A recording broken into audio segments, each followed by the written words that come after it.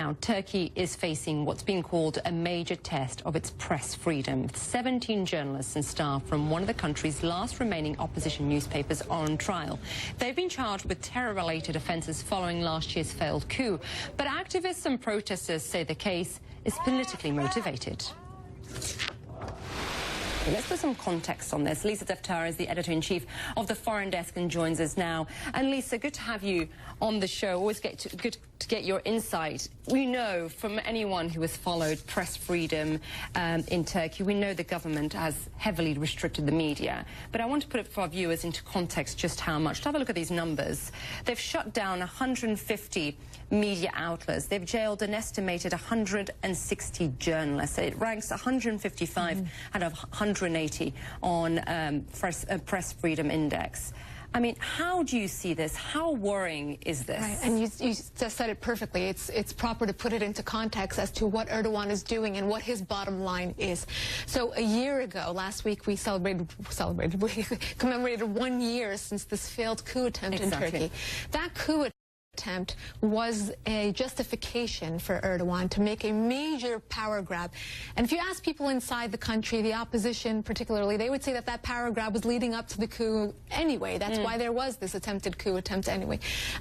Basically, this was him getting on his way to becoming this de facto dictator, taking out wholesalely people like judges, teachers, journalists, anyone who is anti-government, anyone who is anti-Erdogan.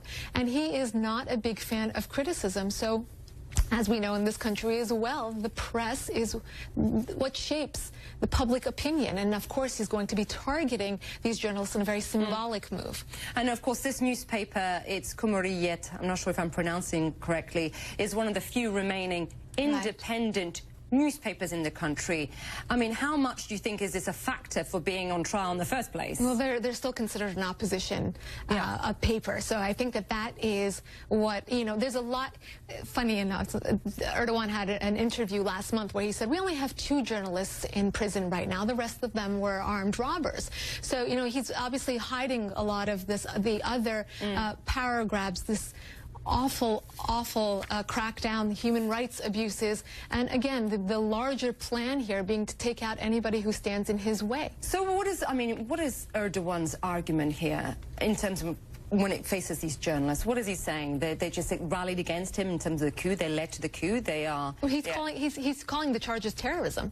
He's calling the charges terrorism, but what it truly means is that they incited this anti-government, anti-Erdogan sentiment within the country, and he wants to take out any voice that will lead to that kind of dissent. Well, the well-known group Reporters Without Borders, who had that index we just showed, said that today press freedom is on trial. That's their words.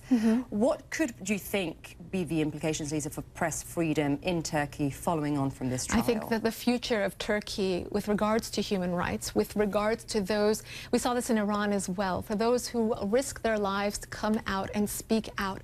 And usually you see that with that echelon of society, whether they're bloggers, photographers, many times dancers, many times journalists, writers, poets, people who are able to express themselves with their art are the first to be cracked down upon because they incite others, they inspire others.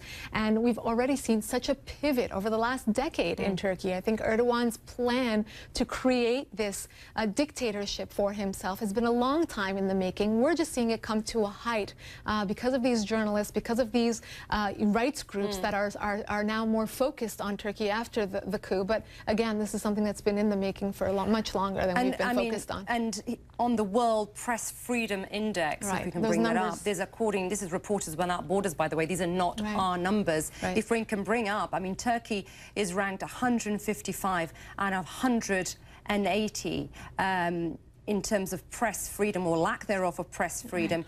Briefly, talk to us a bit about the political climate in Turkey at the moment. It's an interesting thing to talk about Turkey inside the country and Turkey on the global stage.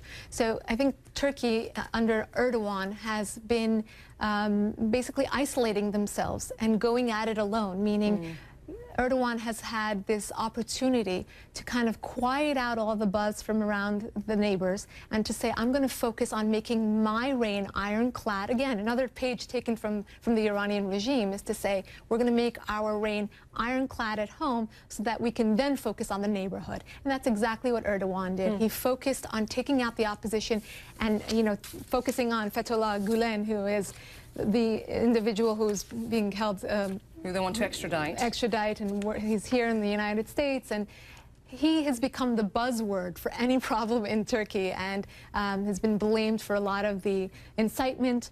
And I think the future of Turkey, and if you've ever visited Turkey, there's such a pivot from the last decade into a very pro-Islamist, very anti-feminist, very anti-human rights environment. And it's a shame, because you have a lot of freedom-loving people there. It's not just a shame, this is very worrying for press freedom right around the world. Lisa Daftari, thank you very much.